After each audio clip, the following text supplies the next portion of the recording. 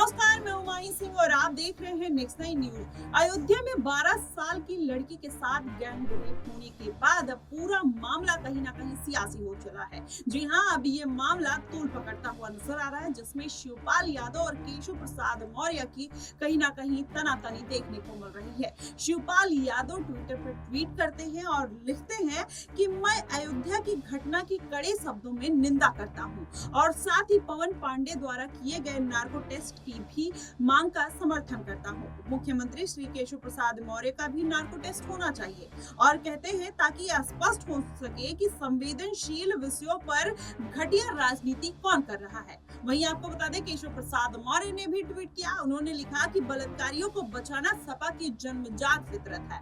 अगर बलात्कारी मुसलमान हो तो पूरा सैफई परिवार उनको बचाने के लिए खूंटा गाड़ देता है। सपा होगी सफा। इस तरीके की बात केशव प्रसाद मौर्य कहते हुए नजर आते हैं। तो ऐसे में अब माना जा रहा है कि ये मुद्दा पूरा राजनीतिक हो चला है। और वहीं संजय निषाद की बात करें तो उन्होंने भी सपा को लेकर जिस तरीके से कमेंट किया है, उन्होंने कहा कि अखिलेश यादव का जो पीडीए का नारा है वो पूरी तरीके से झूठा है। वो लगातार झूठे वादे जनता से करते हैं, लेकिन जब उनके साथ कुछ गलत होता है तो किसी भी तरीके का कोई भी ऐसा एक्शन नहीं लेते हैं जिससे ये साबित हो जाए कि वो पीड़ित परिवार या पीडीए के साथ है। इस तरीके की बातें अब कहीं ना कहीं निकल कर सामने आने लगी है। और वहीं अगर देखा जाए तो योगी आदित्यनाथ कहीं ना कहीं हमलावर ही हैं और साथ में केशव प्रसाद मौर्य का इस तरीके का बयान करना कहीं ना कहीं इस बात से साफ हो जाता है कि जो अटकलें लगाई जा रही थी कि केशव प्रसाद मौर्य सपा में शामिल हो जाएंगे, वो कहीं ना कहीं अटकलें खत्म होती हुई भी दिखाई दे रही है। उसके साथ ही अगर ये पूरा मामला देखा जाए तो अब ये पूरा राजनीति की तरफ जाता हुआ दिखाई दे रहा है। 12 साल की लड़की के साथ गैंग रेप होता है। वो लड़की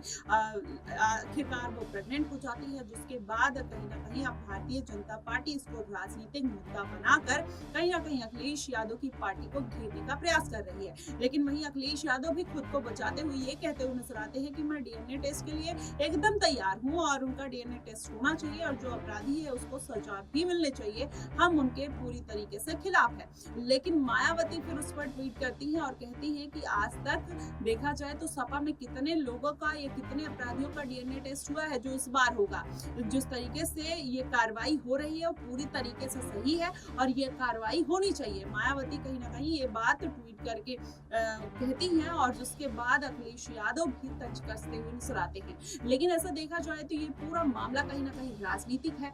वहीं अगर देखा जाए तब यूपी में उपचुनाव होने वाले हैं और सीटों पर ज्यादा से ज्यादा कब्जा करने के लिए अब विपक्षी पार्टियां अखिलेश यादव को दबाने का पूरा प्रयास करती हुई नजर आ रही हैं और वही मौका और वही मुद्दा कहीं ना कहीं मोइन खान के द्वारा अब भारतीय जनता पार्टी को मिलता हुआ दिखाई दे रहा है। केशव प्रसाद मौर्य, संजय निषाद, योगी आदित्यनाथ जिस तरीके से हमलावर हैं, क्या चंद्रशेखर आजाद भी अपनी आवाज इस मुद्दे पर उठाते हुए नजर आएंगे और आजाद जिस तरीके से आजम खान का समर्थन करते हुए नजर आते हैं, तो क्या मोइन खान को फटकार लगाते हुए नजर आएंगे। ये पूरा मामला क्या राजनीतिक हो जाएगा या फिर इसका इस बार के उपचुनाव में किस पार्टी को नुकसान होगा और किस पार्टी को फायदा, ये भी कहीं ना कहीं अहम मुद्दा है। और उसके साथ ही देखा जाए तो उस पीड़ित परिवार के साथ भारतीय जनता पार्टी किस तरीके से न्याय करेगी, क्या मोइन खान को सजा मिलेगी। और वहीं जिस तरीके से संजय निषाद मांग करते हैं कि ऐसे निषाद बच्चे के साथ जिस तरीके से अपराध किया गया है, ऐसे लोगों को फांसी की सजा होनी चाहिए। क्या वाकई में मोइन खान को सख्त से सख्त सजा होगी या फिर वो डीएनए टेस्ट करा के